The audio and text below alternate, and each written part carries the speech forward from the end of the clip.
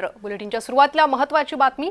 जरांगे पाटलांच्या उपोषणाचा आज 5वा दिवस आहे। मुंबईत आंदोलन सुरूच राहील असं जरांगेंनी म्हटलंय।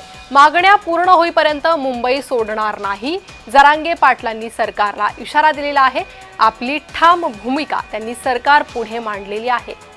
तर नोटीस बजावल्यानंतरही मनोज जरांगे आपल्या उपोषणावर ठाम आहे। मनोज जरांगेंना पोलिसांकडून आज आझाद मैदान रिकामं करण्याचे आदेश करण्यात आलेले आहे। मात्र त्यानंतर मनोज जरांगे यांनी मुंबई सोडणार नाही, उपोषण सुरूच राहील असा इशारा दिलेला आहे। त्यांच्या उपोषणाचा आजचा 5वा दिवस। तर मुंबईत आंदोलन सुरूच राहील असं जरांगे पाटलांनी म्हटलंय। मागण्या पूर्ण होईपर्यंत मुंबई सोडणार नाही, सरकारला त्यांनी इशारा दिलाय।